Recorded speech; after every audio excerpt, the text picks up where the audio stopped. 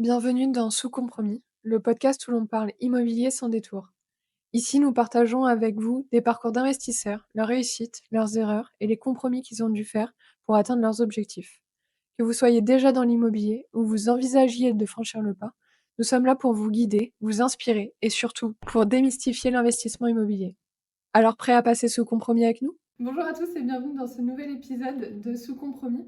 Aujourd'hui, on accueille Théo et Mathias, les fondateurs de la société SMOP, une jeune entreprise dijonnaise qui révolutionne le marché de la gestion locative. Bonjour à vous deux, merci de nous accueillir. Hello. Merci à vous en tout cas d'avoir accepté notre invitation. Aujourd'hui, on va peut-être discuter gestion locative, mais pas que. Peut-être nous expliquer votre parcours entrepreneurial, comment vous est venue l'idée en fait de créer cette société et pourquoi la gestion locative. Ok. Alors pourquoi? Alors déjà tout est parti à la base du fait que nous sommes tous les deux investisseurs dans l'immobilier. C'est le premier constat et ensuite on a rencontré quelques problématiques, on va dire, à force d'investir, qui nous ont conduit justement à vouloir développer une solution qui a vocation pour aider en fait les investisseurs. Donc on pourra vous raconter un petit peu ça en détail. Ouais. Théo l'a bien résumé, ouais, exactement. Et du coup, peut-être commencer par le début de l'histoire. Comment c'est venu, par quelle un petit peu phase vous êtes passé pour créer cette plateforme, et puis quel est le but aussi de cette plateforme et qu'est-ce que vous apportez sur le marché? L'histoire, elle est simple finalement. Théo est venu travailler pour moi dans un de mes restaurants, enfin dans mon restaurant. J'avais investi dans un restaurant, ce qui n'est pas du tout mon secteur d'activité. Ok. Et puis on a rencontré, comme le disait Théo tout à l'heure, des problématiques dans l'immobilier parce qu'on investit tous les deux. Théo à plus petite échelle parce qu'il est un peu plus jeune que moi, mais moi l'objectif, j'ai de l'immobilier, j'ai une quinzaine de biens. L'objectif étant de gérer moi-même, parce que je ne voulais pas déléguer à une agence IMO. Par contre, l'inconvénient de gérer soi-même, ça génère beaucoup de problématiques. Donc pour répondre à ces problématiques, soit il faut du temps et se manger énormément de livres, ce qui est bien, mais qui est très chronophage quand on a une activité salariée à côté ou d'entrepreneur. Et les problématiques sont multiples. En plus, il faut, je vais prendre des exemples très, très simples. Les revalorisations de loyer, on les oublie si on ne les fait pas en temps et en heure, donc on perd de la rentabilité. C'est ça. Envoyer les quittances de loyer, ainsi de suite. Des tâches qui sont très chronophages. Exactement. Finalement. Et c'est du coup là qu'est né SMOP. La rencontre avec Mathias a fait matcher cette aventure entrepreneuriale. Donc une jeune start-up qui s'appelle SMOP, donc qui est une gestion locative en ligne, conforme et automatisée pour les particuliers directement. Ok. Donc notre promesse, c'est de vraiment vous mettre vos locations en mode pilote automatique sur SMOP. Et pourquoi SMOP? Alors pourquoi SMOP? Alors on vous dit tout. Pourquoi SMOP? Alors le SM de Smart, donc intelligent, etc., malin, et le OP de Property, qui signifie le patrimoine immobilier, donc patrimoine immobilier malin, intelligent, voilà. Trop cool. Trop bien, ouais. Ouais. SMOP. Et on voulait quelque chose d'assez dynamique, donc SMOP, le hop qui fait un peu, qui up à la fin. Ça, j'avoue, c'est la créativité de Théo, parce que trouver un nom, c'est pas du tout. On a cherché des heures. C'est une vraie galère. Ouais, Franchement, on n'en parle pas assez de l'importance déjà du nom et de la galère que c'est de trouver un bon nom. Oui, il faut un nom court qui Ouais. se retient facilement, qui, bon, bien Soit souvent, on pas dit pris, qui soit pas pris Ouais, c'est vrai. sur l'INPI, etc. Donc, c'était un beau challenge. C'est le début du parcours, mais qui peut prendre un peu de temps. C'est clair. Souvent, on voit des boîtes en fait qui prennent un nom un petit peu à la va-vite et qui changent de nom par la suite Ouais. pour trouver un truc un peu plus Qui travaillé. redonne l'image. C'est ça. Exactement. Et ça fait à peu près combien de temps que du coup vous êtes dans cette aventure avec SMOP? Vous l'avez lancé, vous avez eu l'idée quand? Et là vous en êtes où dans la création de cette société? Alors, tout a commencé il y a maintenant 2 ans. Il nous a fallu 1 an, le temps de mûrir le projet, d'établir tous les cahiers des charges avec des experts, des avocats, des agents immobiliers, etc. Donc toute cette phase de calibrage, de cahier des charges à rédiger, et ensuite 1 an de développement web pour créer la plateforme, la solution en ligne, qui aujourd'hui est encore en finalisation, puisqu'on a des bêta-testeurs, mais l'offre n'est aujourd'hui pas encore lancée. Mais c'est prévu pour le début 2025. Ça va. Ça Ça va. arrive. Ça arrive. Et du coup, est-ce que vous pouvez un peu maintenant rentrer dans les détails de votre offre finalement et de votre plateforme? Ouais. Tu veux peut-être introduire? Oui, oui. La plateforme, elle s'articule sur 3 axes différents. Donc, la location pure de votre logement. Donc, Madame Michu, elle a un logement, elle achète un logement. Elle ne veut pas le mettre en location dans une agence. Elle veut maîtriser toute la chaîne de mise en location. Donc, nous, on est là pour la guider de la mise en location, donc de la rédaction du bail et la réalisation de l'état des lieux, donc tout en respectant les règles. Parce que l'immobilier, on a l'impression que c'est simple, mais en fait, c'est très complexe. En fonction de l'achat dans lequel, enfin, de l'investissement qu'on fait, si on le fait en nom propre, en SCI, à l'IR, à l'IS, en LMNP, en NU, et ainsi de suite. Donc c'est un peu une nébuleuse. Donc nous, on se veut vraiment le garant de la légalité finalement. Ok. Voilà, c'est ça, de la conformité. De la conformité, tout à fait. Théo a toujours les mots qui sont mieux que les miens. Je suis un peu jaloux. Et au-delà de ça, ça permet vraiment de revaloriser les loyers tous les ans, chose qu'on oublie souvent de faire, de vérifier que les assurances que le locataire a bien souscrit à son assurance. Donc c'est des relances perpétuelles. En tant que particulier, on ne pense pas forcément, on ne fait pas forcément, et puis ça passe à la trappe. Donc ça peut jouer sur la rentabilité de l'investissement, qui est le maître mot finalement d'un investissement locatif, sur la légalité, parce que si demain il y a un souci et que votre locataire n'a pas souscrit son assurance, qu'est-ce qui se passe? Et puis tout ce qui est problématique d'impayé. Donc on a vraiment un guidage. On peut envisager ça comme un chemin que le propriétaire va suivre. Ça, c'est la première brique. Et puis après, on a 2 autres briques, la brique qui est plus financière et comptable, et une brique énergétique qui est quand même qui est quand même le maître mot aujourd'hui de l'investissement locatif et des obligations qu'on doit avoir en tant que propriétaire bailleur. Ah bah là, c'est sûr. On est dans le dur Reste avec le DPE, etc. Ah oui, ouais. tout à fait. Oui, Et donc du coup, par exemple, quelqu'un qui serait intéressé, qui voudrait garder quand même la main sur sa gestion, mais qui voilà, veut s'éviter toutes ces tâches chronophages, comment ça se passe du coup? Il va directement sur votre site, il a une application et... Alors, en fait, chez SMOP, il y a 2 étapes, on va dire, majeures. C'est quand le propriétaire va s'inscrire sur SMOP, il rentre ses données, donc il va rentrer les données de son bien. Et ensuite, il va rentrer les données de sa location. Donc, soit il fait une mise en location, ou si les locataires sont déjà en place, il l'indique, il est guidé, comme disait Mathis, dans un chemin. On a vraiment travaillé pour qu'il y ait toujours des garde-fous et en entonnoir. Donc, niveau utilisation, on a fait quelque chose de très simple. Et la deuxième étape, c'est l'activation d'automatisation. Et c'est-à-dire que le propriétaire va se laisser guider par la proactivité de la plateforme. Il n'aura pas à penser à faire ça ou à faire ça. C'est la plateforme qui va le pousser en lui disant « Attention, fais ça, fais ça, fais ça ». Et il est guidé pour toutes les étapes, de la mise en location jusqu'au départ du locataire.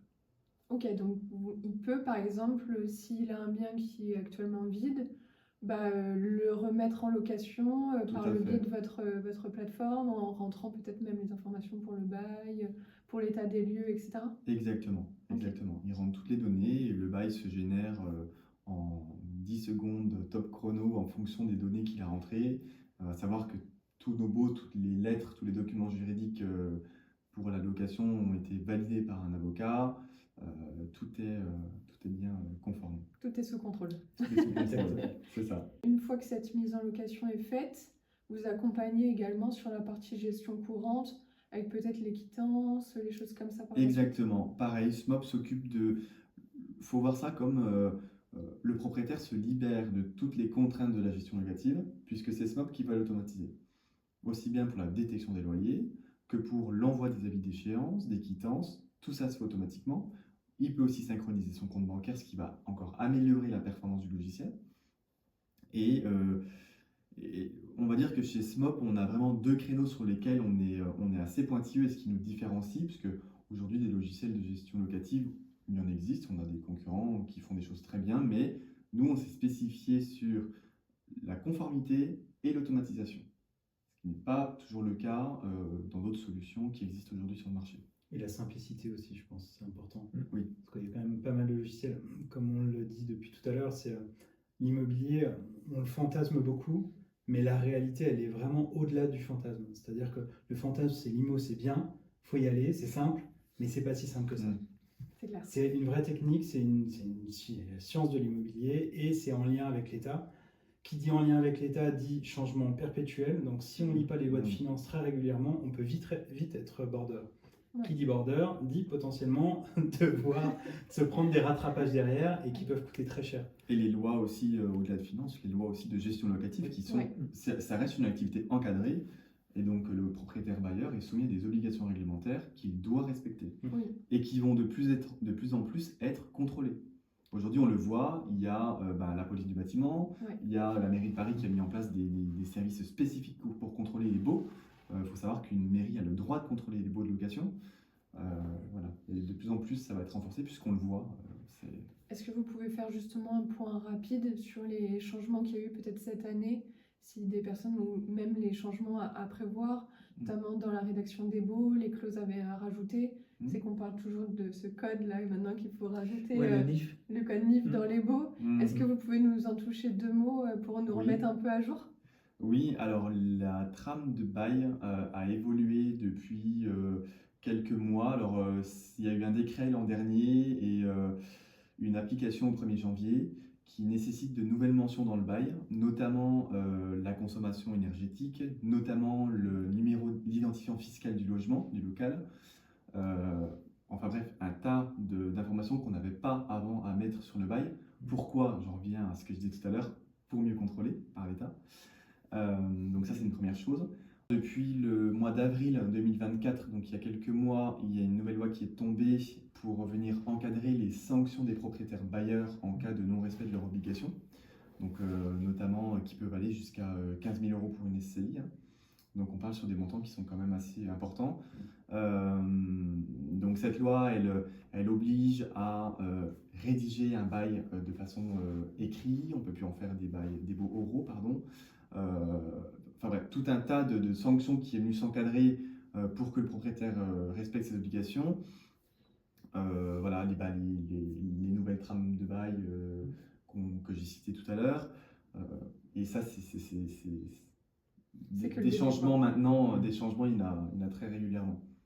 Oui, et puis au-delà de la mise en location, il y a aussi l'après, c'est-à-dire toute la partie imposition qui évolue tout le temps, avec la capacité de, ne serait-ce qu'on peut prendre un cas concret, on achète un bien, on va faire des travaux, dans tous les travaux qu'on fait, on ne peut pas tout défiscaliser, donc qu'est-ce qu'on peut défiscaliser, comment on le défiscalise, jusqu'à quelle limite on peut défiscaliser, donc voilà, c'est là où SMOB vient vraiment aider le propriétaire bailleur à respecter la loi et à être le plus efficace et le plus efficient surtout, aussi bien dans la partie de gestion classique que dans la fiscalité. C'est ça. Parce que si on oublie, on pense souvent au rattrapage en disant si j'en ai trop déduit, je vais me faire rattraper, mais souvent on oublie aussi d'en déduire. Donc le fait de centraliser aussi tout sur une application, c'est important parce que les factures, on en a tous. On en reçoit tous très régulièrement. Si on a un bien, c'est gérable. Si on commence à en avoir 2, 3, 4, 5, ça devient un peu plus compliqué. Quelle assurance on rattache à quel bien, combien on paye. Si j'ai fait telle réparation dans tel appartement, il faut bien que je le rattache à cet appartement. Est-ce que je n'ai pas oublié de mettre la facture et ainsi de suite. Donc c'est tout un tas de problématiques que SMOB vient régler finalement. Et sans parler aussi des flous juridiques, voire même de trous juridiques. Je pense par exemple qui viennent en fait même induire en erreur le propriétaire sans qu'il le veuille. Je pense par exemple quand on a un locataire qui est une société, donc un logement de fonction, beaucoup utilisent un bail classique, loi 89, et ce qui est interdit, puisque ceux-là sont réservés aux baux d'habitation, donc donc le logement représente la résidence principale du locataire, et dans ce cas-là, il n'y a pas de loi. On a juste une réponse ministérielle qui dit qu'on doit utiliser un bail qui est régi par le Code civil, mais ça, personne ne le sait. La loi, elle n'existe pas, on fait avec. Ouais, donc vous venez pallier aussi à ça en essayant de guider au maximum le propriétaire pour Tout à qu'il fasse fait. les meilleurs choix. Parce que c'est des cas quand même très très spécifiques, Ouais. hein, le cas du logement de fonction. C'est Et- pas tous les jours qu'on tombe dessus, mais Mais quand ça on a l'info, existe. c'est pas mal. Ouais. Par exemple, c'est mon cas. Effectivement, ouais. Mm. Ouais. Et On a énormément, dans les villes par exemple, sur Chalon-sur-Saône, on a énormément beaucoup d'usines qui Oui. font venir des employés et c'est ces usines-là, comme Framatome par Ouais. exemple, comme dans ces villes, il y a énormément de logements qui sont loués par l'entreprise. Du coup, le bail est au nom de l'entreprise et après ils mettent un locataire dedans. Tout à fait. Ok. ouais, mettre un Tout à fait. salarié en place. Et c'est pas si rare que ça. Dans les villes où il y a des grosses entreprises, Ouais. c'est pas si rare que ça. Ouais, même en région parisienne, etc. Il y en a Ouais. beaucoup. Ouais. Il y a d'ailleurs des startups qui sont spécialisées qui se sont spécialisées dans ces types de locations. Ouais, et dans l'accompagnement des ouais, sociétés. tout à fait. Ouais, Ouais, Ok. pour trouver des logements. c'est ça. Et pour revenir un peu sur les DPE que vous avez abordés rapidement, du coup, comment ça se passe, par exemple, sur la plateforme? J'ai un DPE, par exemple, Angers, je sais pas trop si je passe. Est-ce que du coup, il y a un petit rappel sur les réglementations? Est-ce que j'ai le droit de augmenter mon loyer? Est-ce que j'ai le droit déjà simplement de le louer? Est-ce que déjà le propriétaire peut aussi avoir ce type de rappel sur la plateforme? Oui, oui, oui. Ce qu'on a fait, c'est qu'on a intégré, il faut imaginer qu'on a intégré la loi dans SMOB. C'est-à-dire que SMOB va pouvoir automatiser uniquement ce que la loi lui autorise de faire. Si il veut quand même le faire, il le fera, mais par contre, c'est pas SMOB qui va l'automatiser. Par exemple, une révision de loyer, effectivement, si on a un bien qui n'est pas décent ou autre, euh, l'automatisation ne va pas le faire. Et si lui veut le faire, il va avoir une alerte qui lui dit attention, votre bien il est classé G, eh bien on ne pourra pas augmenter le loyer. Ça c'est une première chose. Et vous avez aussi tout un onglet qui est spécifiquement adapté à cette situation énergétique liée à la location, qui en fonction de la classe DPE va venir donner toutes les informations et toutes les échéances pour pouvoir anticiper et finalement pérenniser l'activité locative du bien. Ok. Et on a, au-delà de ça, on va même jusqu'à accompagner, parce que c'est vrai que la rénovation énergétique, c'est un vrai sujet. C'est un Ouais. sujet qui est compliqué, parce que quand on s'y connaît pas, on ne sait pas comment on peut passer d'une note G, par exemple, à une note B ou D. Donc on a un accompagnement qui permet vraiment aux propriétaires bailleurs d'aller sereinement sur une rénovation énergétique et on va les guider finalement en leur disant bon, voilà, par rapport à cette typologie de bien, pour upgrader la note, il faudra faire telle et telle rénovation. Et on a des partenaires de confiance avec qui on travaille régulièrement qui vous permettent de rénover votre bâtiment en toute sérénité. Ok. Vous êtes obligé de vous baser sur les informations du propriétaire. Peut-être qu'il y a une lecture du document qui est faite. Enfin, comment ça se passe? C'est forcément le propriétaire qui vous donne l'information. Et du coup, vous faites les recommandations par rapport à ce que le propriétaire vous indique? Pour la rénovation énergétique? Oui. Oui, effectivement, c'est une équipe d'experts qui est basée en France, qui prend le relais et qui, en fonction des documents que le propriétaire va lui envoyer, c'est cet expert qui va effectivement tout éplucher, tout regarder, centraliser, toutes les aides qu'il peut avoir, que ce soit des aides locales, nationales. Ils vont faire une étude économique, une étude des projections pour voir les classes qu'ils vont pouvoir gagner, etc. Et ça, c'est quelque chose qui est payant pour le bailleur ou c'est une première étude qui est offerte? C'est une étude complètement offerte. Ok. Tout à fait. C'est très intéressant. Ouais. Ouais. Parce que quand on voit les aides après qu'on peut avoir derrière, Et le coût que ça peut avoir initialement. c'est clair. Oui, c'est ce qui est compliqué. Enfin, pour revenir un petit peu sur mon parcours, je travaille dans l'énergie depuis un petit moment. Donc ces problématiques, c'est mon quotidien. Et ce qui est vraiment difficile pour un propriétaire qui soit lambda, même avisé, c'est de trouver le bon artisan qui a d'une la compétence de faire les travaux et de deux qui a le savoir des aides qu'on peut avoir. Parce que mine de rien, même quand on est propriétaire bailleur, on peut être éligible à des aides à la rénovation, ce qui n'est pas négligeable. Donc le fait d'avoir une entreprise de confiance qui travaille bien dans un premier temps, métier de base, et qui en plus a un niveau de conseil qui est important, c'est je pense, hyper important aujourd'hui, surtout vu les réglementations qu'on peut avoir sur l'énergie. Ouais, et puis en plus maintenant, pour avoir aussi accès à ces aides supplémentaires, il faut faire passer des professionnels RGE, etc. Tout à Enfin, fait. maintenant, tout est quand même bien réglementé. oui. Il faut passer par un assistant de MaPrimeRénov'. Enfin, il y a aussi des règles Tout à à fait, respecter ouais. et un processus à respecter. Mm. Donc, quelqu'un qui ne connaît pas tout ça, c'est un peu, il rentre dans la jungle et là, c'est facile d'être perdu, en tout cas avec Ouais. tous les interlocuteurs qu'il y a, toutes les aides différentes, parce que je pense qu'il y a un panel d'aides aussi qui est énorme. Et en fonction des travaux en plus qu'on va faire ou pas, bah, les aides sont encore différentes et on a accès ou pas à certaines aides financières. Et contrairement à une agence, bon, l'avantage c'est que là, ils peuvent avoir les informations. Une agence traditionnelle ne va jamais apporter ces informations-là à un propriétaire bailleur. Tout à fait. Et même, en fait, le problème de ce marché-là, le marché de l'énergie, c'est que vu que c'est un marché qui est subventionné, il y a des aides, on peut tomber sur de très bons artisans, mais on peut tomber sur ce que nous, on appelle des éco-délinquants. On a des exemples concrets, parce que les lois, elles se font au fur et à mesure. Malheureusement, les gens qui écrivent les lois, ce n'est pas forcément des gens qui connaissent le marché de la rénovation. Et des exemples d'éco-délinquants, on en a à l'appel. Exemple concret, les rénovations par l'extérieur, isolation par l'extérieur. Avant, il n'était pas stipulé dans la loi que la personne qui prenait le marché avait l'obligation de décaler les volets, ce qui est très logique, et de faire un crépi. Et c'était pas spécifié, donc les éco-délinquants ont juste posé l'isolant et sont partis. Ah, donc en fait c'était l'isolation et c'est tout. Exactement. C'était pas spécifié dans la loi, donc eux ils n'étaient pas hors la loi. Et en plus, en règle générale, c'est des gens qui sont plutôt positionnés très très haut en prix, vu qu'il y a des aides. Ouais. Donc voilà, c'est pour ça que le fait aussi d'apporter ce service-là, je trouve que c'est très important, parce que dans la vie d'un bâtiment, et c'est quand même des investissements qui peuvent être lourds, il faut qu'on ait la rentabilité. Donc si en plus on tombe sur des personnes qui sont peu scrupuleuses et qui font du travail qui est plus que je trouve pas le terme,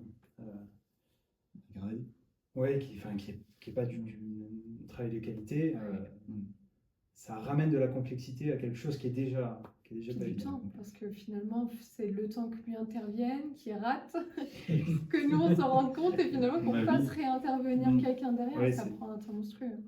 Et le temps dans l'immobilier c'est quand même de l'argent. Exactement. Ouais.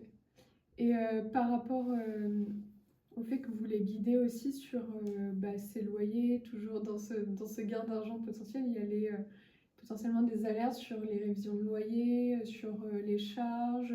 Est-ce que vous avez aussi peut-être quelque chose qui les guide sur quel loyer appliquer quand on ne connaît pas par exemple un secteur et qu'on arrive, par exemple, nous qui étions en région parisienne et qui avons investi à Dijon, est-ce que vous avez peut-être une aide qui peut dire, bah voilà, sur tel secteur, avec l'adresse, les loyers sont à peu près équivalents à temps, ou en tout cas une moyenne entre temps et temps? Alors, en effet, sur SMOP, quand le propriétaire va décider de rédiger un bail, puisque là, la question de loyer, c'est quand on est au moment de rédiger le bail, si je réponds bien du coup à la question, Oui, c'est ça. on a développé un algorithme qui aujourd'hui, et on n'a en tout cas pas vu d'autres algorithmes sur Internet qui prenaient en compte tous ces critères. C'est-à-dire que chez SMOP, l'algorithme va prendre en compte l'ensemble des critères imposés par la loi pour fixer le loyer. C'est-à-dire si on est en zone tendue, si on est en zone d'encadrement des loyers, si c'est la première location ou pas, si l'ancien locataire est là depuis 18 mois ou pas, si des travaux ont été faits. Enfin bon, bref, on a plus de 25 critères légaux qui rentrent en compte pour définir le loyer. Et ça, effectivement, on est en capacité de calculer un loyer parfait. Ouais, je pense que c'est une bonne chose parce qu'aujourd'hui, c'est vrai qu'on n'est pas forcément obligé d'investir dans la ville dans laquelle on vit. Bien sûr. Et même si il est quand même fortement recommandé de faire une étude de marché avant d'investir et d'acheter un bien, bah, c'est vrai que des fois le marché va si vite, là on le voit, il y a quand même une explosion des loyers. On peut peut-être être en décalage, que ce soit trop bas ou trop haut, et on n'a pas forcément le loyer juste en fait par rapport à notre secteur. D'autant plus que oui, effectivement, les loyers, même dans les annonces de location, les autorités vont regarder, surtout ça se fait beaucoup dans les villes où il y a l'encadrement de loyer. Je pense à Paris par exemple, toutes les annonces sont épluchées pour voir si le loyer appliqué ne dépasse pas le seuil autorisé. Et ce qui peut se passer effectivement, c'est que les propriétaires mettent un complément de loyer, sauf que là encore une fois, flou juridique, on sait qu'on peut appliquer un complément de loyer s'il y a des caractéristiques de confort et de localisation. Sauf que qu'est-ce qu'une caractéristique de confort et de localisation? La loi ne dit pas. Donc c'est là où il faut être très Ouais. vigilant. De toute façon, des abus, il y en aura toujours de la part des Oui, propriétaires Oui. baigneurs. Ouais. sauf que vu le contrôle renforcé, ben, Mm.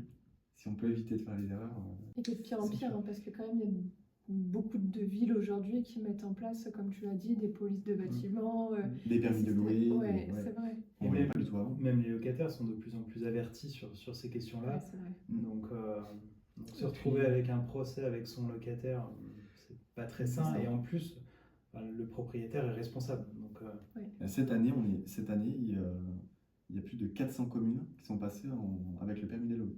C'est-à-dire que si elle n'a pas le permis, elle ne peut pas louer son bien. Ah, c'est énorme. Et est-ce que tu peux définir un petit peu les contraintes du permis de louer? Est-ce qu'il y a quelqu'un qui doit se déplacer dans chaque logement?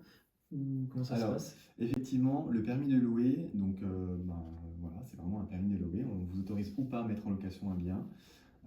Donc la démarche à faire, c'est qu'il faut faire une demande auprès de la mairie avant de mettre en location. Alors, il y a soit la déclaration ou soit l'autorisation, mais en tout cas, ça reste un permis de louer. C'est-à-dire qu'avant de mettre en location, on fait une demande à la mairie qui est validée ou non validée. Quelquefois, on peut même avoir un agent communal qui se déplace dans le bien pour aller voir si le logement n'est pas dégradé ou autre. On le voit surtout dans les zones où il y a d'habitat indigne. Ça s'applique souvent dans ces zones-là. Ok. Il me semble que de mémoire, c'était Besançon qui avait été une des premières villes à le mettre en place. Même la ville Ouais. pilote. Ah Ouais. ouais, ok, Ouais. Ouais, c'est une des premières villes à l'avoir mis en France, à l'avoir mis en Ok. application en France, ouais. d'accord. Parce que du coup, ils avaient quand même pas mal de problématiques sur la qualité des logements mis Mhm.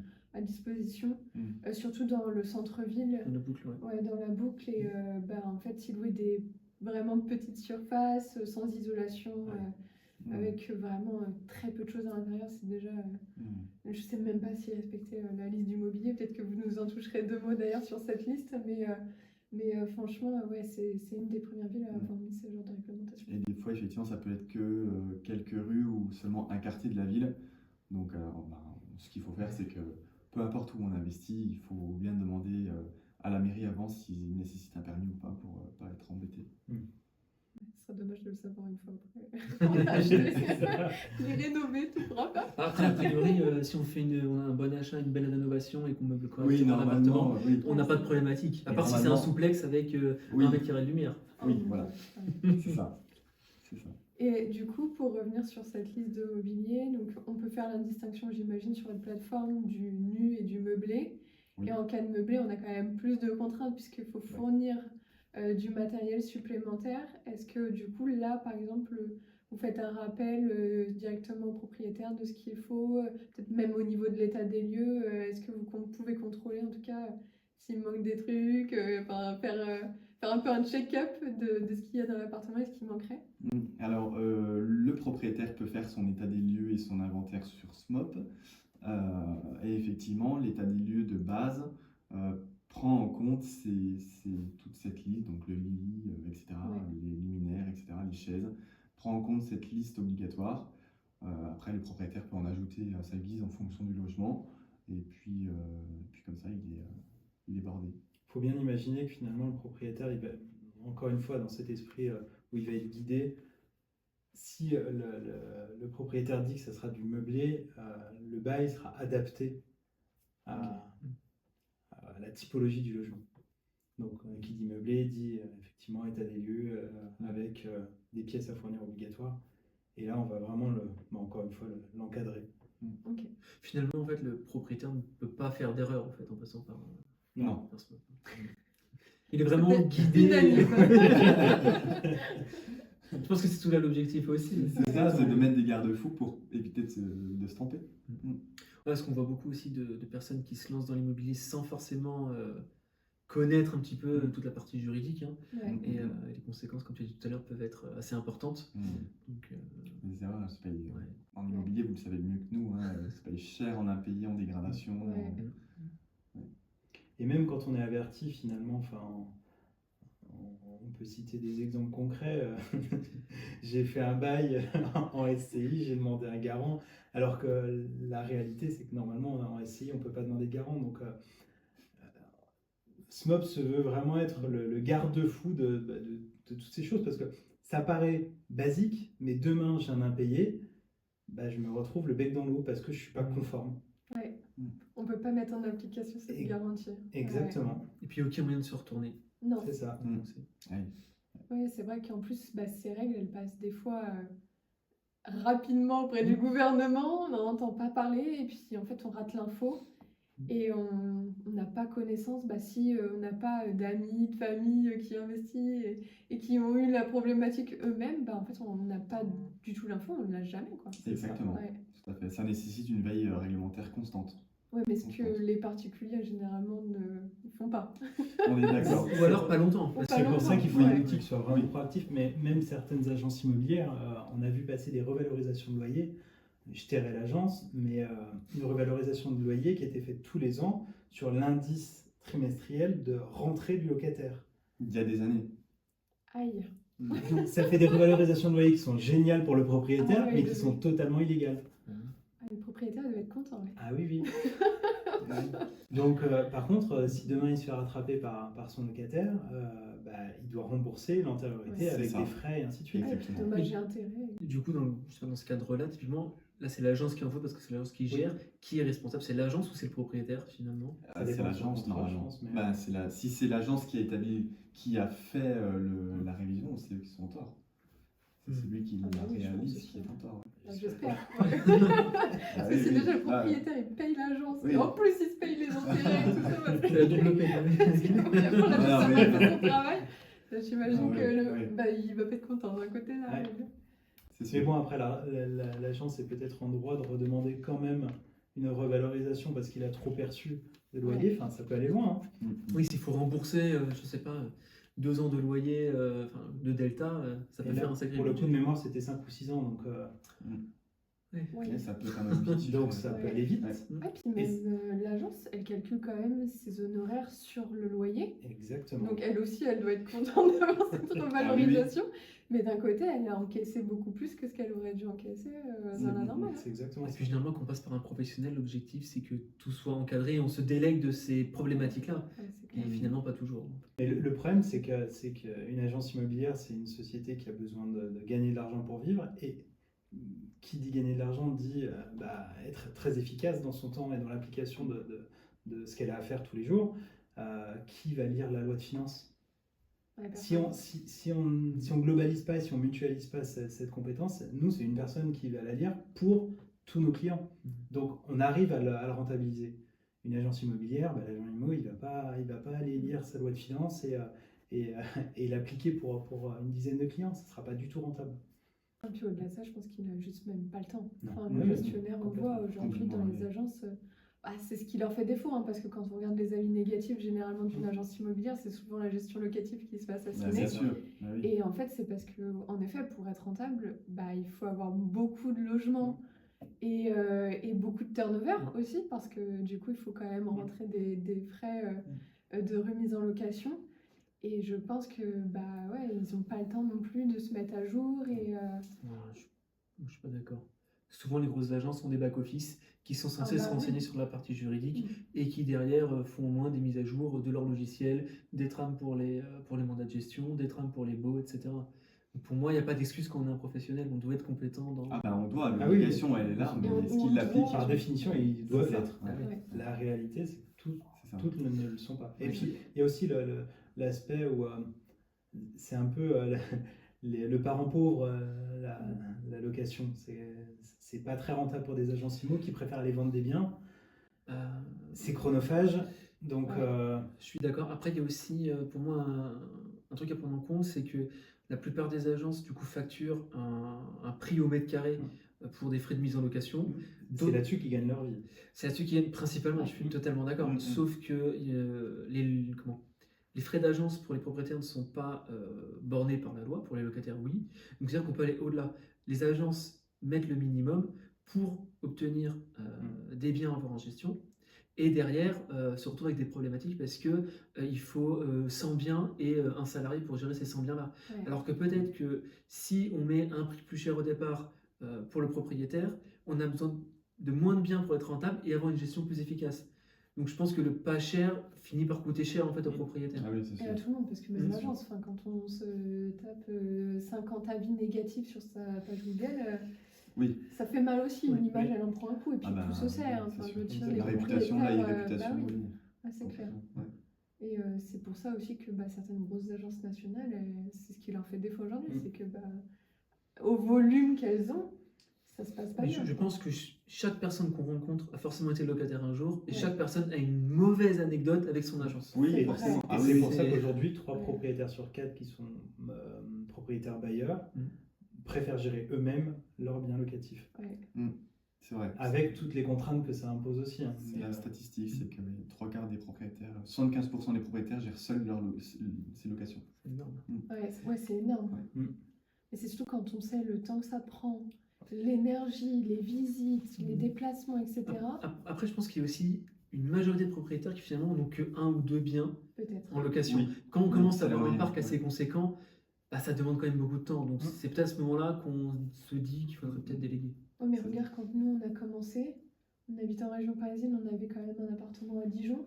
Quand la personne elle nous a appelé à 22h pour nous dire bah je suis à la rue, j'ai fermé la porte, les clés sont à l'intérieur et il n'y a plus aucun colocataire dans la coloc. Qu'est-ce que je fais? Bah on était quand même à 2h30 de route. Je suis quoi. d'accord, mais qu'est-ce qu'aurait fait une agence à 22h? Elle aurait pas Elle répondu. n'aurait pas répondu, c'est vrai. Donc, mais on pouvait pas faire grand chose non plus. On n'avait pas faire 5 heures de route. Après, il y a la responsabilité des locataires aussi. Hein. Oui, c'est vrai. Ça, Oui, c'est- oui, tu ne peux pas être un tout Dans ce défait non cas-là, plus. Oui, euh, c'est Non, vrai. non, mais Ouais. tu es quand même, en tant que propriétaire, Ah, bah, tu es quand même dérangé. responsable de. Oui, oui. Et puis tu es dérangé, Et peu dérangé, importe le jour de la semaine, même le week-end, et peu importe l'heure en fait. Donc il y a aussi cette gestion du temps qui est importante. Et des fois, c'est vrai qu'on devrait faire la balance entre notre valeur de notre temps qu'on accorde à la gestion locative et ce que coûte une plateforme ou une agence aussi derrière. Des fois, peut-être qu'on serait surpris Ah, je suis entièrement d'accord. du rapport et de C'est vrai. l'avantage qu'on pourrait avoir délégué C'est vrai. à sa gestion.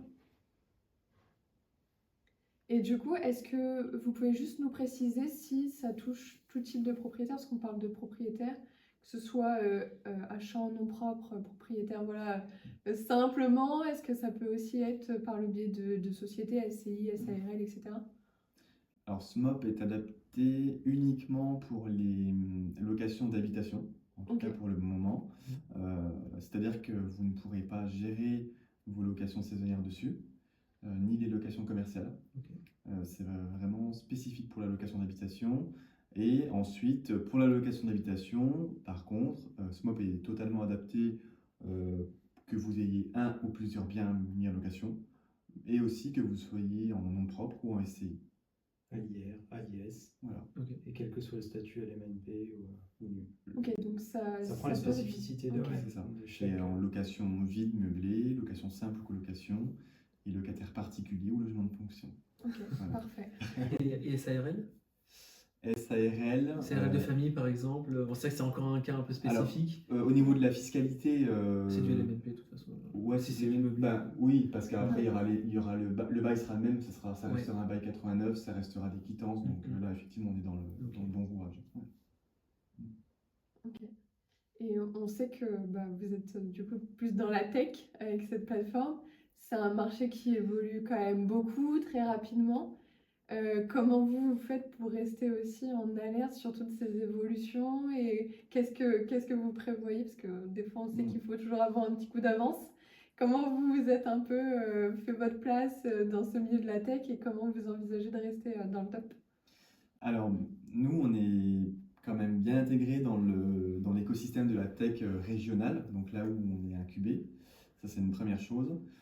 On anticipe aussi toutes ces évolutions. Alors déjà, on a un produit qui est axé tech, hein, forcément, puisqu'on est une plateforme, mais on anticipe aussi les choses parce qu'on est quand même persuadé que la tech apporte du bon. Sinon, déjà, on n'aurait pas d'avion, on n'aurait pas d'aujourd'hui, hein, sans tech. Voilà. On dit que ça va vite en ce moment, mais ça a toujours été vite. Et on travaille aussi avec un laboratoire de recherche sur un projet d'IA. Donc ça, pareil, c'est ce qui nous permet d'avoir un coup d'avance Ouais. sur des sujets qui sont d'actualité. En fait, comme toute entreprise, il faut toujours essayer de penser à la suite. Parce que Ouais, c'est ça. Visionnaire. il y a la phase 1, mais on a des targets qu'on voudrait qu'on voudrait atteindre. Ça peut aller par de l'optimisation fiscale qui est une problématique. Enfin, je pense que nous tous, on aimerait avoir un avocat fiscaliste. Malheureusement, on n'a pas forcément les moyens, le temps, surtout les moyens, je pense. Et même les connaissances. Eh ben, parce que je pense, détrompe-toi à ce sujet-là. Je crois que ça coûte pas si cher un audit de ta situation. Ah ouais? Enfin, quand je dis pas si cher, on doit être aux alentours entre 1000 et 1500 euros. Pour avoir une stratégie fiscale. Ouais, j'étais plutôt aux alentours de 5 à 10 000, moi. Mais, Ah ouais? ouais. ça dépend Ouais. peut-être de l'avocat fiscaliste que tu vas Ça chercher. dépend peut-être de la région. En province ou pas?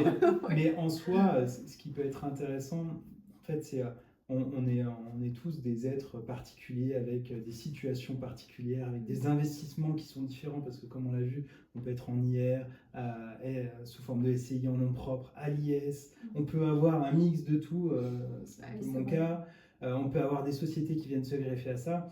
Et l'objectif de tous, c'est si on fait ça, c'est pour essayer. L'objectif étant de pas trop payer d'impôts et de pas trop se faire allumer. Donc, dans quelle mesure il faut qu'on réinvestisse à partir de, je dis n'importe quoi, à partir de 5 ans, hop, j'ai plus de déficit. Là, il faut que je réinvestisse, il faut que je remette 100 000. Voilà, l'objectif, ça serait vraiment d'avoir quelque chose d'un peu auto-apprenant et qui va vous guider sur l'optimisation, c'est un grand mot, hein, mais sur des actions à mener pour éviter de se faire. Au moment des alertes, on dire voilà, dans, Oui. dans 1 ou 2 ans, t'as plus de déficit. Quoi. L'amortissement est C'est fini ça. ou le déficit. Là, il est faut fini. penser soit à revendre tel bien, soit à réinvestir et à réengager des frais. Peut-être moins d'1 ou 2 ans pour l'amortissement. Alors, on attend janvier. Ça, et encore une fois, il y a la Ouais. question de loi de finances, donc le fait d'être toujours adapté à ça, ça peut être très intéressant. Et puis, on a d'autres objectifs pour SMOP qui, c'est rentrer, enfin, c'est plein de petites briques quoi, qui peuvent venir se greffer. C'est ça.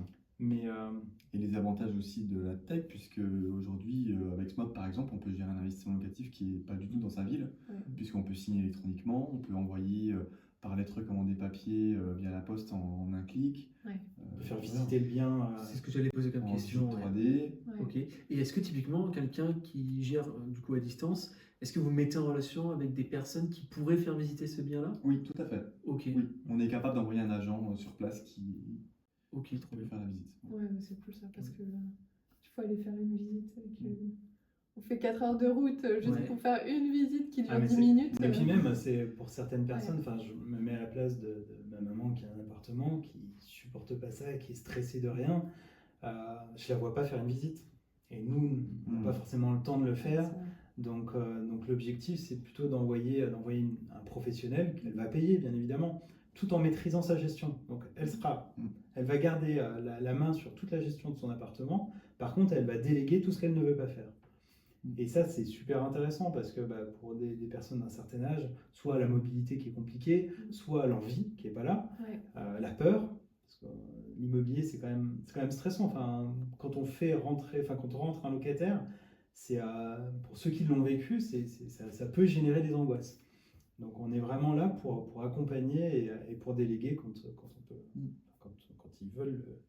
Pareil pour les réparations, s'il y a un problème d'électricité, un problème, une réparation de chasse d'eau, fuite ou autre, voilà, qu'on soit sur place ou pas, On peut mettre en lien, on ouais. peut mettre en lien. Ok. Et dans toute la France. Et dans toute Et la dans France.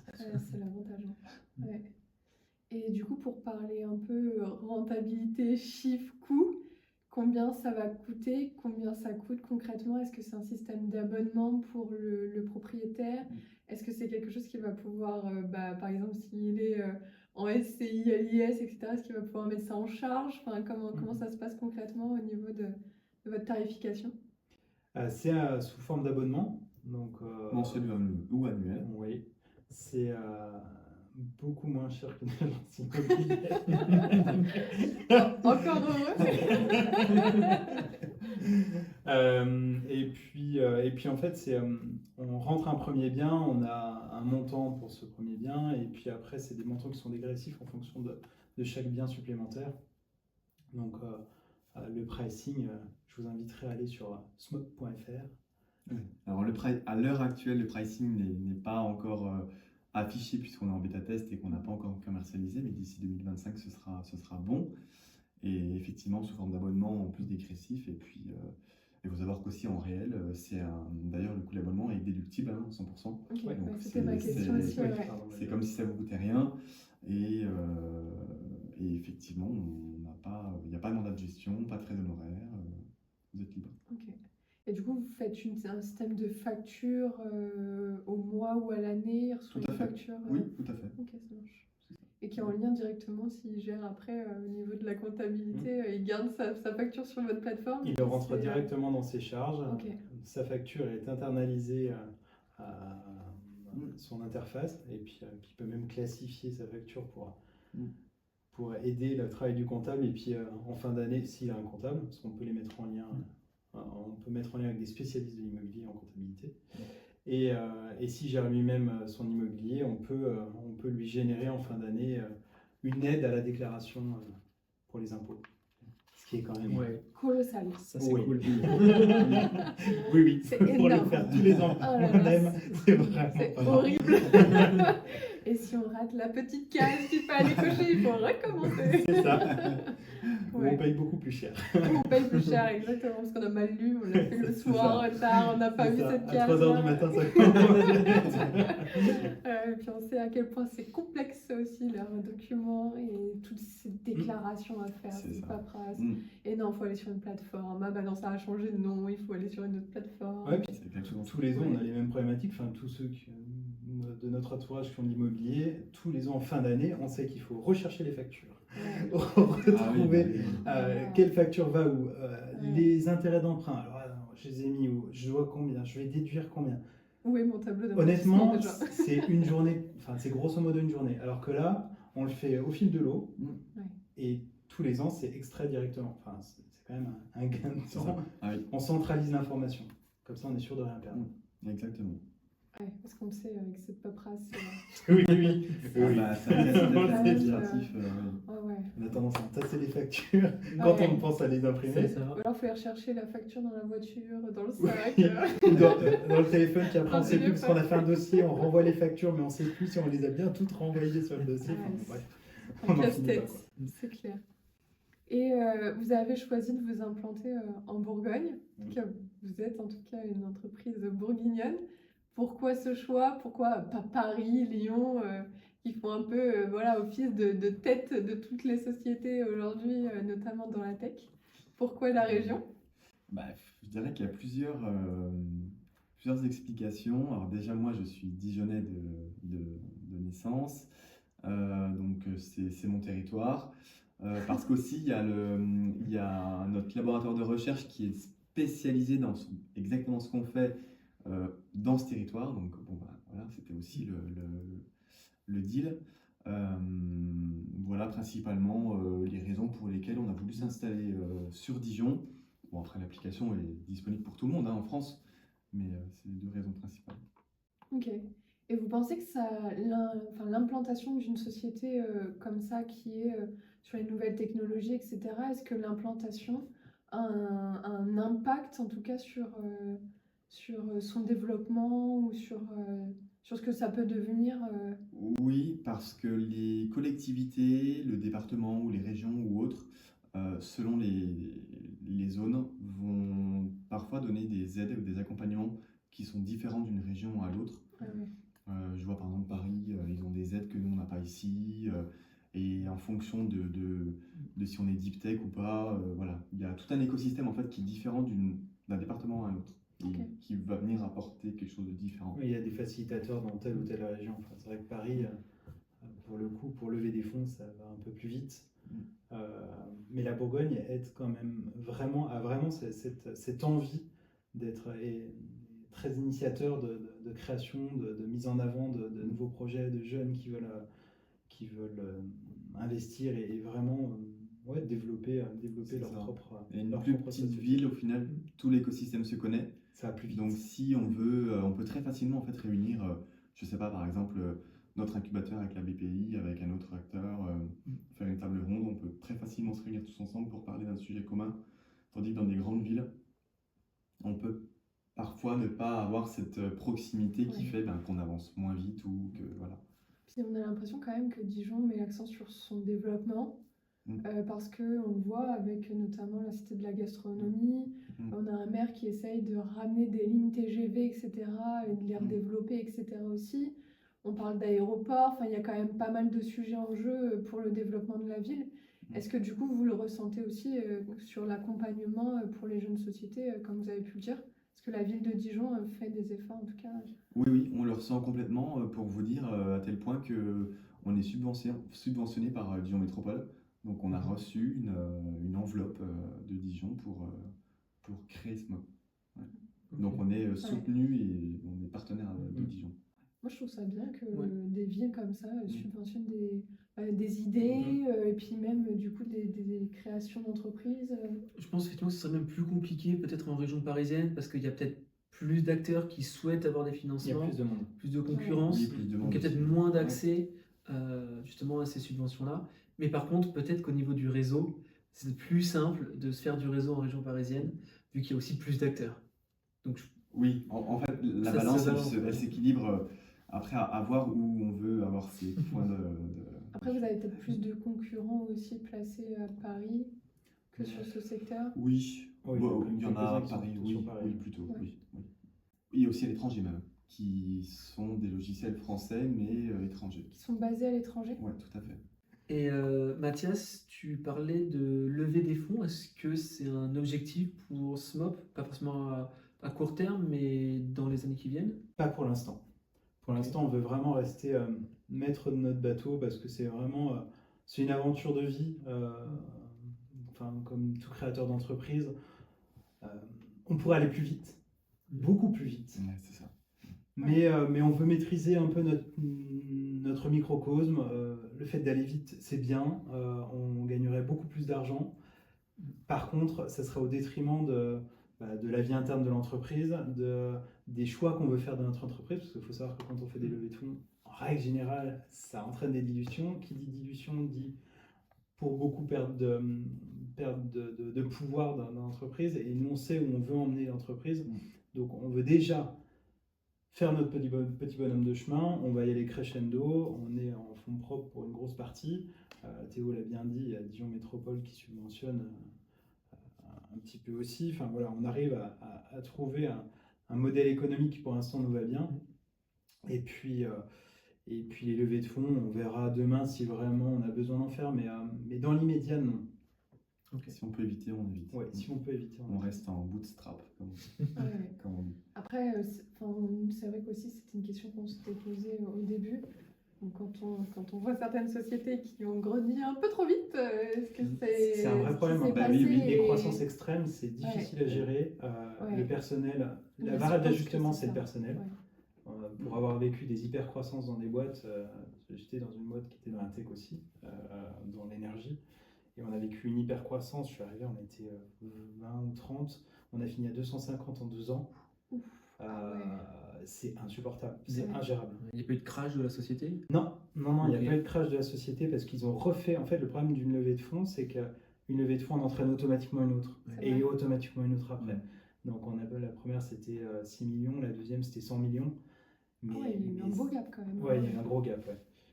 Mais c'est des objectifs qui sont très très difficiles à atteindre, c'est des pressions qui sont constantes. Et le souci, c'est qu'il y a automatiquement il y a des strates qui se créent et ça crée des frustrations pour ceux qui étaient au départ, qui avaient un peu les mains un peu libres, où on est obligé de mettre dans une case.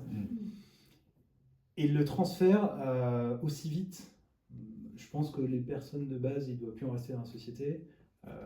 Donc voilà, c'est un changement vraiment de méthodologie de travail. Mais je pense que la gestion du personnel, quand on grossit aussi vite, on est dans une phase tellement de développement qui est croissante et tout va très vite. Et je pense qu'au niveau recrutement, nous, c'était aussi une question qu'on s'était posée. Comment recruter quand tout va trop vite, que tu as déjà besoin de 2 personnes, que tu n'en as même pas encore recruté une. Et en fait, là, tu peux potentiellement faire des mauvais choix parce que la personne, de toute façon, tu vas mal l'étudier, ça va pas matcher. Et puis les onboardings ne se font pas bien parce qu'il faut aller vite. Et nous, à la fin, c'était sur une centaine de recrutements et 80 départs. Ouais, c'est énorme, Oui, le oui. turnover est énorme. Oui. Ouais. Et puis là, c'est la perte de temps, finalement, Donc, pour l'entreprise aussi, hein. Donc Tu c'est vois du cash, les hein. compétences Ah oui. qui partent, c'est le savoir de l'entreprise parce que il y a aussi l'histoire de l'entreprise qu'il faut garder. Et il y a l'esprit qu'on veut donner à notre entreprise. Et pour le coup, l'esprit se perd. La satisfaction client qui est quand même pour nous le leitmotiv numéro un, c'est qu'il faut que les clients soient contents. Pour le coup, s'il n'y a plus de repères dans l'entreprise, la satisfaction baisse. Donc voilà, c'est bien de faire des levées de fonds, mais ça peut avoir en tout cas des conséquences qui sont pas envisageables pour nous. Ouais, voire même dramatique pour certaines sociétés. Hein. Tout à fait. Ah oui, Ouais. faut maîtriser. Et maîtriser sa croissance, c'est un savoir-faire. Il faut garder la tête froide parce que passer de 30 à 250 et prendre, pour le coup, 100 millions, faut savoir avoir la aussi. tête posée, Et même bien gérer finalement cette somme d'argent qui nous tombe dessus. Dans quoi on la met, quelles sont les priorités. Parce que des fois aussi, les priorités peuvent changer quand il y a une telle somme d'argent qui nous tombe dessus. Et c'est sûr que là, alors après, on a de l'argent pour faire de la com, pour développer toutes ça va plus vite. ces stratégies, etc. Mais derrière, il faut quand même avoir une gestion de l'argent qui est importante. Quoi. Et, ça. Et oui. Juste pour revenir sur un sujet, quelque chose que je voulais dire qui était important, c'est que quand tu parlais de tech, Ségolène, il y a des gens qui vont peut-être se dire oui, chez SMOP ils font de la gestion locative, mais aussi le côté énergétique et compta. On peut pas être, effectivement, moi je suis du bord de dire qu'on ne peut pas être expert partout, c'est être expert nulle part. Mais là où je donne une nuance, c'est que aujourd'hui il y a quand même ces notions d'énergie et de compta, fiscalité, qui sont indissociables dans la gestion locative. C'est pour ça qu'on a fait le choix de les intégrer et que, qui plus est, avec la tech, on est capable de tellement automatiser de choses que finalement, il y a certaines compétences qu'on ne maîtrise pas, mais si on les automatise et qu'on les a paramétrées avec des vrais professionnels et experts du domaine, eh ben, elles sont totalement applicables dans les processus, dans la plateforme SMOP. Notamment, c'est aussi pour ça que vous voulez axer peut-être vers l'IA, etc. Voilà. Pour Et avoir une base de connaissances qui on enrichit nos données et on les diversifie et on est encore meilleur derrière. C'est vrai, mais de toute façon, on voit l'IA. Alors aujourd'hui, on a l'impression que le soufflet redescend un peu et que ça a perdu un peu son énergie. Splendeur, Mais en tout cas, c'est vrai que l'IA, c'est un sacré sujet. Beaucoup de sociétés maintenant le mettent en place au sein de leur boîte pour essayer de justement avoir un maximum de connaissances et de compétences qui est traité finalement par une ou deux personnes, puisqu'ils vont développer finalement des prompts, des machins qui vont justement générer après toute cette connaissance derrière. C'est ça. Et l'IA, on vit déjà avec tous les jours. Un appareil photo, quand on voit le focus qui se met sur le visage, machin, et on vit avec et on ne se pose pas de questions. Et par contre, là, quand on voit de l'IA faire des nouvelles choses, on se pose des questions. Donc c'est paradoxal en fait. C'est juste qu'on est un peu réfractaire aux changements, aux nouveautés, et que voilà, mais jusqu'au jour où ça va rentrer dans les... c'est comme Internet. les mœurs. C'est vrai. Moi, je fais beaucoup le parallèle avec Internet. Personnes qui ne voulaient absolument pas se mettre à Internet, qui ne voulaient pas en entendre parler, et qui maintenant ont 70-75 ans et qui jouent sur Facebook. Mais bien sûr. Voilà. En fait, c'est le temps de mettre ça finalement, ça dans va les mœurs. maintenant. Alors qu'elles attendaient un crash du monde parce que tout ça. allait basculer sur Internet et que ça allait être la fin du monde. Quoi. Et justement, est-ce que vous pensez, pour rebondir sur tout ça, est-ce que vous pensez que la gestion locative en ligne, c'est un peu l'avenir finalement de la gestion loc, qu'on est quand même dans une société où on a de moins en moins de temps à accorder à tout ce qui est annexe à notre vie professionnelle notamment. Et est-ce que finalement on n'est pas tous en train de déléguer un petit peu toutes nos tâches et que c'est sur ça aussi que vous jouez ? Si, complètement. La gestion locative, on le voit, pour échanger avec beaucoup d'agences immobilières, les agences immobilières ne veulent plus faire de gestion locative parce que c'est trop chronophage, ça prend trop de temps et ça rapporte pas assez. Certes, ça leur fait un revenu récurrent parce qu'elles se prennent tous les mois un pourcentage du loyer, mais elles vivent pas de ça et c'est pas ce qu'elles veulent faire parce que c'est trop de contraintes aussi. C'est pour ça aussi que sont nées les nourrices immobilières. Pour que les agences immobilières, comme Okoro ou autres, Ouais. pour que les agences immobilières puissent sous-traiter cette partie afin de gagner du temps et se focaliser sur d'autres tâches. Ouais, les tâches les plus importantes. Hein. Tout à fait. Donc plus on automatise, moins on fait de gestion locative et plus on optimise son temps, son argent. Ouais, je pense que la gestion quotidienne du locataire est vraiment, c'est vraiment la bête noire des agences. Hein. C'est ça. Mais même des particuliers. Enfin, quand on est là, dérangé par le locataire, on n'a pas oublié, on a oublié de lui envoyer la quittance, il a besoin de la quittance, il faut Ouais. trouver Oui, ce qu'on a fait, renvoyer le document. Enfin, ouais, mais une agence immobilière, c'est bien pour moi plus important parce que tu n'as pas un ou deux locataires. c'est pas le C'est même multiplié volume. par le nombre de locataires et la charge de travail et de messages et de choses à traiter est vraiment énorme. Puis c'est pareil pour une visite. On va faire une visite parce qu'on a une demande, on y va, personne se pointe. Ouais. Voilà, c'est une perte de Bien temps qui est sûr. quand même importante. Mais les Bien sûr. particuliers, du coup, c'est pareil. Oui, de ce côté-là. Nous, combien aussi, on s'est fait planter, on était sur la route pour aller faire visiter. Et à 10 minutes d'arrivée, on nous dit « Ah, finalement, je viens pas, j'ai pris autre chose. » Alors, l'avantage qu'on a aujourd'hui, c'est qu'il y a une telle tension que, enfin, moi, je fais des créneaux d'un quart d'heure. Ouais, c'est Ouais, vrai. c'est ça. Ouais, je fais Et pareil. j'accumule sur une journée Un 10, bon 15 timing, personnes. ouais. Comme ça, Ouais. s'il y en a une qui vient pas, et sur 15, je pense que c'est plutôt 2 ou 3 qui viennent Ouais, pas, c'est ça. plutôt C'est vrai. qu'une, sans prévenir. Mais ça permet de faire les choses plus facilement. Et puis, voilà, un quart d'heure, si j'ai perdu un quart d'heure, c'est pas grave, je traite mes mails. Les agences immobilières, ce qu'elles veulent, en fait, c'est les tâches qui à valeur ajoutée, qui leur rapportent. C'est-à-dire faire un état des lieux, faire La rentrée du locataire. la rentrée du sortie. locataire, intervenir s'il y a, je sais pas moi, dans la vie de la location, s'il y a quelque chose, intervenir et autres qui va être facturé au propriétaire. C'est ça qu'elles veulent gérer. Gérer des quittances et autres, réviser un loyer ou autre, c'est pas une tâche à valeur, elle ne sait pas facturer, c'est au client. Confirme. Non, mais voilà. Non, mais Ouais, c'est vrai. même les comptables, hein, enfin, les Ouais. comptables qui gèrent des LMNP, pour en avoir vu quand même beaucoup, ils nous disent c'est pas rentable. Mm. C'est pas rentable pour nous parce que, Fastidieux. complètement, c'est pas assez valorisé par rapport au temps qui s'y passe et par rapport à la comparaison qu'ils font avec des clients. Enfin, un resto, c'est plutôt de l'ordre de 15 ou 20 000 euros par an de comptabilité, alors qu'un LMNP, quand on a 500 euros, et pourtant il y a quand même des tâches, il faut rentrer les factures et ainsi de suite. Donc, Ouais, mais puis je pense qu'aussi, on est tous. On a appris à déléguer. Je pense que les générations de nos parents, voire de nos grands-parents, on était plutôt sur des personnes qui voulaient tout faire, tout gérer, et garder tout sous contrôle.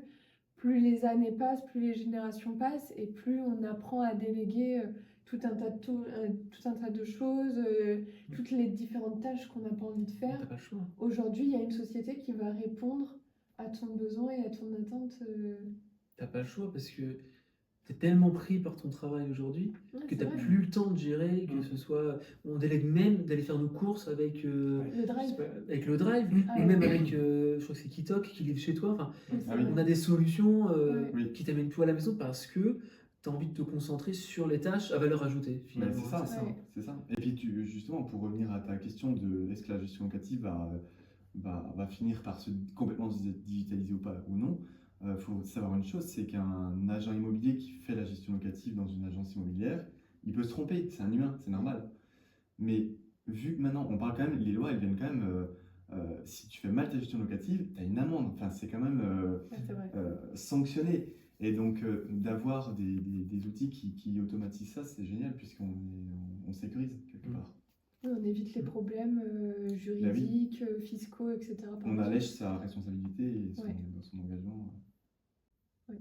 Par contre, du coup, c'est vous qui devez prendre cette sécurité-là aussi de votre côté et vous assurer en permanence d'être à jour sur toutes les nouveautés Tout à fait. qu'il peut y avoir. c'est pour ça que dans un business model tel que celui-ci, il faut massifier un maximum. Mm. Alors, on répond à un marché, comme on disait, 75% des propriétaires bailleurs veulent gérer eux-mêmes leur bien Ce locatif. qu'ils veulent, c'est qu'ils le gèrent eux-mêmes. Qu'ils le gèrent. C'est pas une volonté, c'est une action vraiment pour le coup. Merci Ça pour fait la rire. précision. Non, excuse-moi, C'est ouais, très ouais, important. et- Ouais, c'est mais important. vraiment, c'est important, oui. Ouais. Et donc, on répond juste à cette demande. Maintenant, il faut qu'il y ait la démarche aussi parce qu'on a tous l'impression de bien faire. Quand on discute avec des gens, ne vous inquiétez pas, je gère bien mon immobilier. moi-même, j'étais le premier à croire que je gérais bien mon immobilier. La réalité, c'est qu'on fait tous des erreurs et que, ça évolue tellement trop vite pour suivre. Donc, donc, l'esprit de digitalisation, elle va venir petit à petit. Euh, mais on la voit, on voit déjà nos confrères qui font des croissances à 2 chiffres tous les ans. Donc, on va vraiment sur une digitalisation du métier et de la gestion locative. Ouais. Même de l'immobilier en général. Ouais. Oui, Qui a du agences retard des- quand même. L'immobilier a du retard Ouais. sur le. Oui, on est déjà la sur un digitalisation, secteur. Mais on a oui. du retard, notamment par la complexité juridique et administrative. Ah oui, hein. voilà, c'est ça. On est sur des systèmes qui sont très vieillissants, hein. Oui. Les logiciels, Ouais. Et puis en même temps, tout change trop vite. Donc finalement, le temps qu'ils développent quelque chose, bon, c'est déjà obsolète parce qu'on C'est est ça. déjà passé à autre Il chose. faut avoir une réactivité qui est. Et, Bah, on l'a vu, nous, sur la V1, il a fallu changer déjà 2 fois de beau, de tram. de tram de bail. Ah ouais, c'est ça va très vite Ouais, en ça va fait. très très vite. Donc, On il n'a faut- même pas encore commercialisé qu'effectivement on a dû changer nos process Ouais, c'est fou. pour Hein. s'adapter, mais c'est Ouais. notre promesse aussi. Donc, Ouais. Et puis je pense que ça va pas aller en s'arrangeant. Non. Parce que là, concrètement, l'immobilier revient en force sur Ouais. le tableau des ministres, etc. Ah oui, oui. Et c'est pour ça que c'est d'où l'intérêt d'avoir une plateforme qui soit vraiment simple à utiliser. Je pense que maître mot numéro 1, c'est la simplicité. Ok. Parce C'est que ça. pour en avoir utilisé quelques-unes, franchement, moi qui connais quand même plutôt bien l'immobilier, et pour le coup, je me suis mangé quelques bouquins, même si je fais beaucoup d'erreurs, je pense avoir un peu d'analyse sur l'immobilier. La réalité, c'est qu'il y a certaines plateformes, c'est incompréhensible. Ça va dans tous les sens, on n'est pas guidé. Et ce dont on a besoin, c'est de se dire, ok, je vais y aller sereinement, je rentre step by step, ok, mon bien, il y a ça, donc ça va entraîner telle catégorie, ça borde vraiment. Après, on a aussi une promesse, c'est quand même le support et la proximité, puisque bah, nous-mêmes, on est beaucoup dans le contact humain et on l'aime ce contact humain. Et en montant de plateforme, on s'était quand même dit, ouais, c'est bien, mais c'est quand même du digital, il faut de l'humain et l'autre. Bah, aujourd'hui, vous venez sur notre plateforme, il y a un chat en ligne, on vous répond tout de suite. Vous n'êtes jamais tout seul. Vous n'êtes pas sur une plateforme mise dans la nature comme ça. Il y a des experts derrière qui répondent et qui vous apportent une solution si vous êtes coincé, aussi bien sur l'utilisation de SMOP que sur une question de gestion locative. Est-ce que j'ai le droit de faire ça ou pas ça? Voilà. C'était justement ma prochaine question. Super Comment se transition, passe le Stéphane. SAV? Parce qu'on SAV, sait ouais. que c'est pas non plus inné, on n'a pas toutes les connaissances. Si on est bloqué, qu'on dit oula, je comprends pas bien là où il faut que j'aille, ce que je dois faire, ou pourquoi d'ailleurs on me propose par exemple tel ou tel acte ou même régime fiscal, etc. Parce qu'on s'est un peu raté à la base. Est-ce que du coup on peut vous contacter, Bien sûr. qui on appelle, comment ça se passe? Bien sûr, vous aurez votre conseiller et vous pouvez nous contacter par le chat en direct. Donc là, vous avez une question urgente, ben, on vous répond tout de suite, sans attente. Vous avez par mail, si vous voulez une réponse qui est moins urgente et que vous préférez le mail, par téléphone, où on propose les visios. Donc on est vraiment, c'est ce qui fait c'est notre agilité qui fait ça aussi, c'est que on a aujourd'hui les moyens de pouvoir programmer un rendez-vous en visio, programmer un rendez-vous téléphonique ou voilà, par le chat ou par mail. Le digital, c'est bien, mais il faut quand même. Le maître mot, c'est l'échange humain. Enfin, Ouais. On est sur Terre pour échanger ensemble, pour discuter, pour créer du lien, même si voilà, il y a quand même. On a en face de nous des clients et ils ont un prestataire en face d'eux, mais on voulait vraiment garder ce lien avec nos clients, parce que le maître mot numéro 1 de SMOP, c'est l'expérience client. On C'est veut ça. que l'expérience soit la meilleure possible. On a même des bêta-testeurs aujourd'hui, donc on est une trentaine de bêta-testeurs à l'heure où je vous parle, qui nous contactent et qui nous posent des questions sur les réseaux sociaux, sur Instagram par exemple. Et on échange avec eux de cette manière, ça leur convient, on s'adapte et ils sont contents, on est contents. Tout va bien dans le meilleur Et des on mondes. s'adapte. Exactement.